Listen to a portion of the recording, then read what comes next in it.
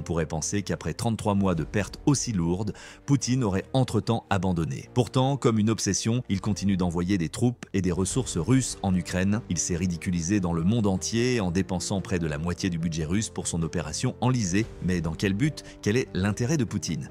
Car cela n'a absolument aucun sens. La solution se trouve, comme on le voit, dans la géopolitique mondiale des dernières décennies ainsi que dans la longue histoire entrelacée de la Russie. La vision de Poutine sur l'avenir actuel et potentiel de la Russie doit également être examinée. Si vous posez la question à Poutine, il vous dira probablement que la Russie et l'Ukraine étaient autrefois une seule et même nation avant de se séparer progressivement. Revenons au Xe siècle pour comprendre comment cela s'est produit. De la mer Noire au sud à la mer Baltique au nord, une tribu slave orientale avait réussi à conquérir d'immenses territoires dans les années 900. Ce peuple fut ensuite connu sous le nom de Rousse de Kiev et les Slaves firent de Kiev, l'actuelle Kiev, la capitale de leur nouvel État. L'État s'est rapidement transformé en principauté et a adopté l'orthodoxie orientale. Après environ 300 ans, l'État de la Rus de Kiev s'est divisé en plusieurs États composés de Slaves orientaux et de personnes de différentes civilisations. Néanmoins, la plupart des terres de la Rus de Kiev finirent par faire partie du Grand-Duché de Moscou. Au cours des siècles suivants, le territoire de l'Ukraine s'est toutefois développé pour devenir un État souverain à part entière. Après la révolution russe du début du XXe siècle, l'Ukraine est devenue une partie de l'Union soviétique, conséquence directe de la conquête de l'Ukraine actuelle par l'Empire russe et l'Empire austro-hongrois plus tard dans le XIXe siècle. Les pays de Russie, d'Ukraine et de Biélorussie, y compris leurs noms, sont censés trouver leur origine dans la Rus de Kiev, bien qu'ils aient été des États indépendants du XII, eux au XIXe siècle. Ce concept est profondément enraciné dans chacune de ces civilisations et Poutine tente de l'exploiter à ses propres fins. Le fait que tant les Ukrainiens ethniques que les Russes ethniques aient été régulièrement déplacés au sein de l'État ukrainien et dans l'ensemble de l'Union soviétique est probablement son argument le plus fort pour que les parties de l'Ukraine annexées par la Russie fassent partie de la Russie et plus précisément de la Russie.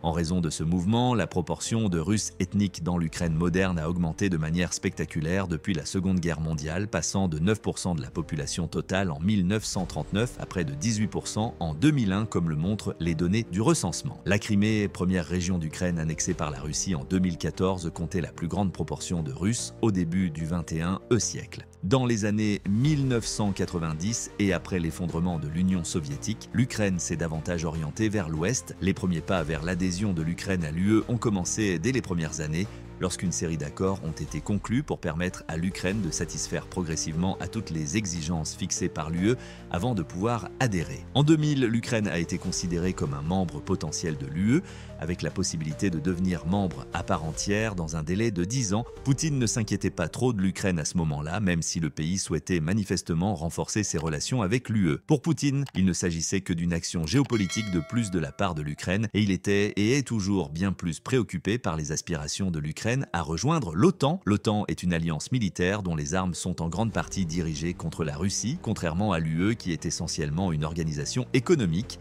En rejoignant l'OTAN, l'Ukraine placerait cette alliance militaire hostile directement à la frontière la plus grande et la plus dangereuse de la Russie. L'idée d'une adhésion de l'Ukraine à l'OTAN a été présentée lors d'une conférence à Bucarest en 2008. La Géorgie serait également un candidat potentiel à l'OTAN, selon la déclaration bien nommée de Bucarest. À l'époque, la Géorgie se trouvait dans une situation similaire à celle de l'Ukraine. Le gouvernement géorgien, un ancien État soviétique, s'efforçait de prendre ses distances avec son héritage soviétique et de rejoindre l'Occident. Cependant, le pays comptait également une importante population russe, notamment en Ossétie du Sud et en Abkhazie au nord-ouest. Poutine a utilisé ces informations pour empêcher la Géorgie de se rapprocher de l'OTAN. Selon les règles de l'Alliance, un État ne peut pas adhérer à l'OTAN s'il est impliqué dans un conflit militaire ou un différend territorial persistant. En 2008, des séparatistes soutenus par la Russie ont fait sécession en Abkhazie et en Ossétie du Sud après le déclenchement d'une guerre en Géorgie. La Russie a envahi la Géorgie sous prétexte de venir en aide à ses concitoyens russes qui y vivent. Seule la Russie et quelques autres nations reconnaissent les deux territoires qui ont officiellement déclaré leur indépendance. L'une d'entre elles n'est pas la Géorgie. La Géorgie ne pourra jamais adhérer à l'OTAN tant que des troupes russes seront stationnées sur les terres que la Géorgie revendique pour son pays, même si les tirs ont cessé il y a quelques années. Des contingents militaires russes considérables sont stationnés dans les deux républiques sécessionnistes. À cette époque, Poutine n'avait pas beaucoup de problèmes avec l'Ukraine. Viktor Yanukovych Yanukovych a été élu président en 2010 alors que la tendance générale du pays était à une plus grande occidentalisation. Yanukovych a défendu des initiatives visant à renforcer les relations entre la Russie et l'Ukraine et était pro-russe. Bien que l'Ukraine ait continué à se diriger vers une adhésion à l'UE à long terme, la présidence de Yanukovych a été qualifiée de recul démocratique car la liberté de la presse a été considérablement réduite et la corruption a fortement augmenté pendant son mandat. Comme si cela ne suffisait pas, Yanukovych a brusquement dévié de sa trajectoire en novembre 2013 en acceptant un accord commercial avec la Russie plutôt qu'un accord avec l'Union européenne. Une partie importante de la population ukrainienne a désapprouvé cette décision qui augmentait la dépendance économique de l'Ukraine vis-à-vis de la Russie. Presque immédiatement, les premières émeutes contre ces mesures ont commencé et ont pris de l'ampleur et de la violence. Près de 100 manifestants ont été tués en février 2014 lorsque les manifestations ont atteint leur paroxysme. Yanukovych a toutefois été renversé par le peuple ukrainien et un nouveau gouvernement non élu a été mis en place le 22 février 2014. Poutine a pris la décision d'empêcher l'Ukraine d'adhérer à l'OTAN. 5 jours plus tard, le 27 février, la Russie a envahi la Crimée. À Sébastopol, les bâtiments du gouvernement local ont été pris en charge par des forces spéciales, sans décoration militaire. Dans la région du Donbass, des mouvements séparatistes ont vu le jour, naturellement soutenus et favorisés par la Russie.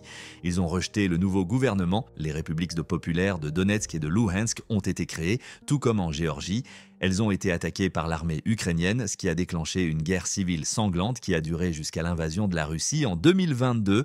On pourrait donc dire que l'annexion de la Crimée a été le déclencheur du conflit actuel en Ukraine. L'Occident a immédiatement imposé des sanctions économiques à la Russie après l'annexion, mais pour être honnête, cela n'a eu aucun effet. L'Ukraine est toutefois revenue à une position pro-européenne après que ses militaires ont commencé à être formés selon les manuels et techniques de l'OTAN. La Russie a réagi avec l'opération militaire spéciale pour étouffer dans l'œuf le débat sur l'adhésion de l'Ukraine à l'OTAN lorsqu'il a refait surface au début des années 2020. Mais l'idée que les Russes et les Ukrainiens sont le même peuple cache-t-elle plus de choses qu'il n'y paraît? Dans un long essai publié en 2021 sur le site web du Kremlin sous le titre « Sur l'unité historique des Russes et des Ukrainiens », Poutine a fait une série d'affirmations. Cependant, selon l'université de Rochester, presque toutes les affirmations de l'essai ont été gonflées pour soutenir l'affirmation de Poutine selon laquelle l'Occident représentait une menace pour la Russie. Depuis la dissolution de l'Empire russe de Kiev, l'Ukraine existe sous une forme ou une autre en tant que pays indépendant. Elle a une longue histoire et des origines culturelles propres qui se mêlent toutes deux à celles de la Russie. Et pourquoi Poutine fait-il tant d'efforts pour soumettre l'Ukraine si les Ukrainiens et les Russes ne se ressemblent pas vraiment? Il y a l'élément des préoccupations déclarées de la Russie en matière de sécurité qui va au-delà des revendications d'unification culturelle. L'Union soviétique était géographiquement plus grande que la Fédération de Russie moderne et avait la troisième plus grande population au monde. Cependant, ses principales ressources étaient probablement ses principaux centres de population au sein de la Russie elle-même. Il s'agit notamment de la capitale, Moscou, et d'autres grandes villes comme Ekaterinbourg, Novosibirsk et Saint-Pétersbourg. Pour l'essentiel, les États soviétiques situés à l'ouest des grands centres urbains du pays ont servi de zone tampon avec l'Occident. Comme l'Union soviétique devait s'attendre à tout moment à une attaque, les villes habitées ne devaient pas se trouver à proximité de frontières internationales. L'histoire entre la Finlande et la Russie montre également à quel point ce souci est profond. Au départ, la ville de Saint-Pétersbourg se trouvait à quelques kilomètres seulement de la frontière finlandaise. La Finlande, qui avait collaboré avec l'Allemagne nazie et l'Union soviétique, ont mené une guerre pendant la Seconde Guerre mondiale, qui s'est poursuivie presque jusqu'à la fin du conflit plus large. Au cours de la guerre russo-finlandaise, la Finlande a perdu environ 10% de son territoire, y compris Viborg, l'une de ses plus grandes villes. Mais surtout, la Finlande a occupé une partie de la région de Carélie, la plus proche de Saint-Pétersbourg sur le plan territorial. L'Union soviétique a immédiatement entrepris de repeupler et de militariser la zone tampon ainsi créée dont elle avait grand besoin. Et on pourrait donc argumenter que Poutine souhaitait une région particulière en Ukraine car elle lui offrirait une zone tampon contre l'OTAN. C'est précisément pour cette raison qu'il devait empêcher l'Ukraine d'adhérer à l'Alliance occidentale. Après tout, il n'a cessé de le répéter au cours des 15 dernières années. Le territoire de l'Ukraine est toutefois plus qu'un simple endroit où la Russie peut se sentir en sécurité. Malgré sa superficie relativement petite, l'Ukraine dispose de l'un des plus grands gisements de matières premières au monde. Avec environ 37 milliards de tonnes de réserves de charbon, le pays possède probablement les 7e plus grandes réserves de charbon au monde et les 2e plus grandes en Europe, après l'Allemagne. Cela correspond à un peu plus de 3% des réserves mondiales de charbon.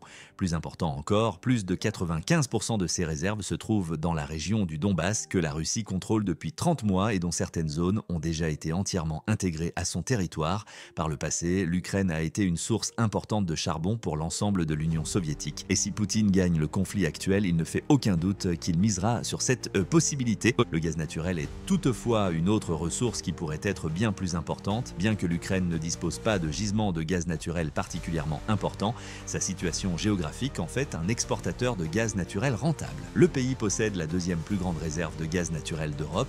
L'Ukraine est devenue une cible potentielle pour le développement de l'industrie gazière après que l'UE a cessé d'importer du gaz naturel de Russie au profit de la Norvège et des États-Unis. En outre, le potentiel inexploité de l'Ukraine en matière de gaz naturel pourrait aider l'économie du pays à se redresser après la guerre et améliorer ses perspectives d'adhésion à l'UE et à l'OTAN. En outre, selon certaines études, l'Ukraine pourrait disposer de réserves de gaz pouvant atteindre 5,4 billions de mètres cubes, soit 4 fois plus que les estimations précédentes. Néanmoins, la plupart des réserves de gaz naturel de l'Ukraine se trouvent dans la région du Donbass et sous la mer Noire, à l'est du Dnipro. Ces ressources se situent donc presque au même niveau que les réserves de charbon du pays. Cette situation vulnérable pourrait également être la raison pour laquelle la Chine fait pression pour un éventuel accord de paix qui permettrait à la Russie de garder le contrôle de la région occupée. L'une des rares possibilités est l'accord de paix présenté par la Chine et le Brésil, mais l'Ukraine ne l'acceptera probablement pas de son plein gré. Cela montre toutefois à quel point l'alliance entre la Chine et la Russie est étroite.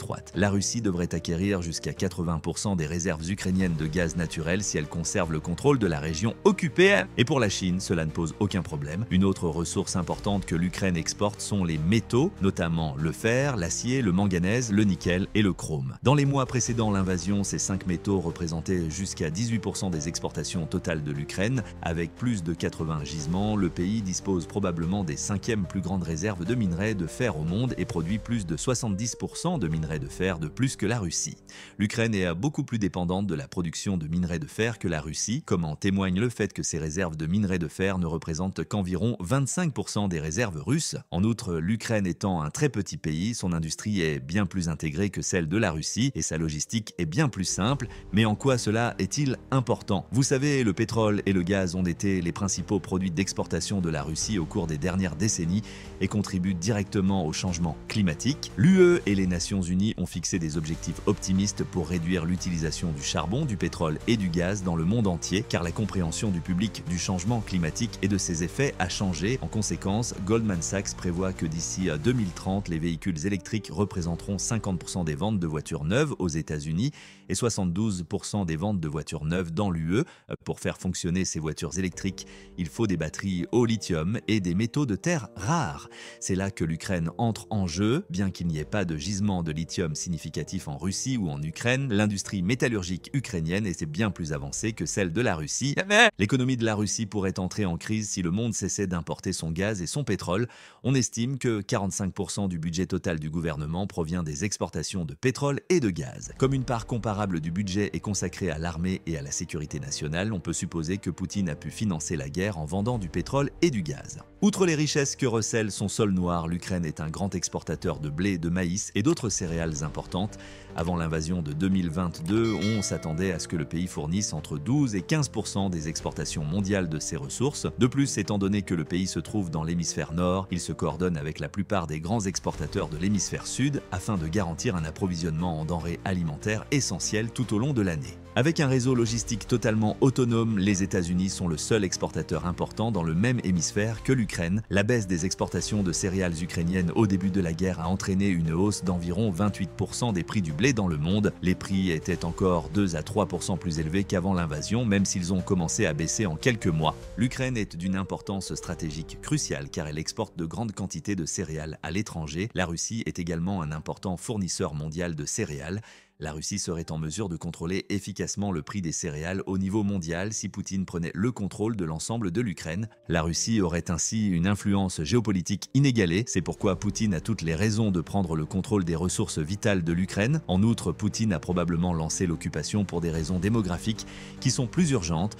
Le taux de fécondité de la Russie, c'est-à-dire le nombre d'enfants par femme, a commencé à chuter drastiquement peu avant l'effondrement de l'Union soviétique. Selon les statistiques, le taux de fécondité était d'environ 2,01 en 1989, ce qui représentait le minimum absolu dont la population avait besoin pour croître un jour et se remplacer elle-même. Cependant, dans les années qui ont suivi l'effondrement de l'Union soviétique, le taux de fécondité est tombé à seulement 1,4. Au cours des 14 années suivantes, le taux de natalité a oscillé entre 1,2 et 1,4. En conséquence, la population russe a continué à diminuer pendant au moins 14 ans pour des raisons naturelles et il n'y a pas eu autant de naissances pour la remplacer. En raison de cette baisse dramatique du taux de natalité, la population de la Russie est passée de 144 millions en 1991 à 137 millions au début de la guerre. On s'attend toutefois à ce que le problème persiste pendant des siècles. D'ici le milieu des années 2040, la Russie devrait perdre 15 millions de citoyens supplémentaires.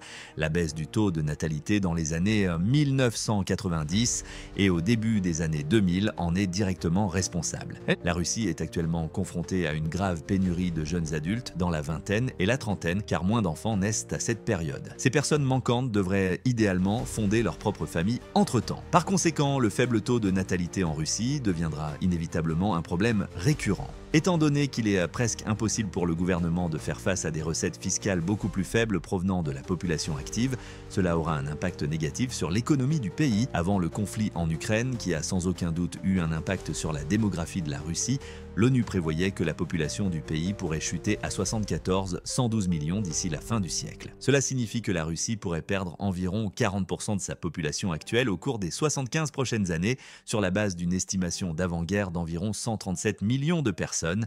Il est évident que la Russie est confrontée à de graves problèmes démographiques à long terme, dus en partie à l'effondrement économique du début des années 1990.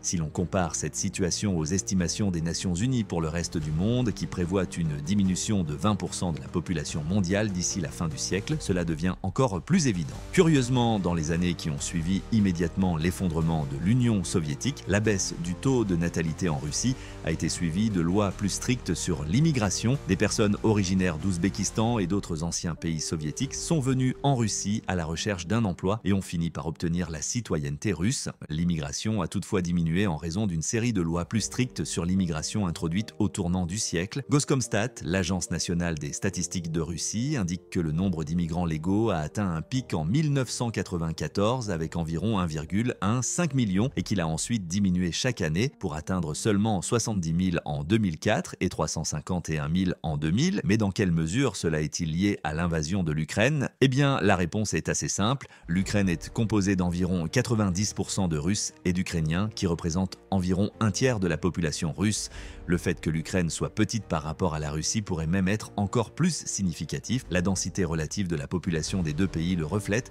Avant l'éclatement du conflit, l'Ukraine comptait 70 habitants au kilomètre carré contre moins de 9 en Russie. Avec une population d'environ 40 millions d'habitants et une culture en grande partie similaire à celle de la Russie, Poutine a probablement pensé que les Ukrainiens pourraient devenir une source de main-d'œuvre importante face à la diminution de la population russe. Bien sûr, ce ne serait pas une solution parfaite. Dans les années 1990 et 2000, l'Ukraine a connu une baisse similaire du taux de natalité. Lorsque le taux de natalité est tombé à environ 1,1 en 2001, la situation en Ukraine était probablement encore pire. Lorsque l'Ukraine est devenue plus pro-européenne et que sa situation économique s'est améliorée, les chiffres ont augmenté de manière significative dans les années 2010.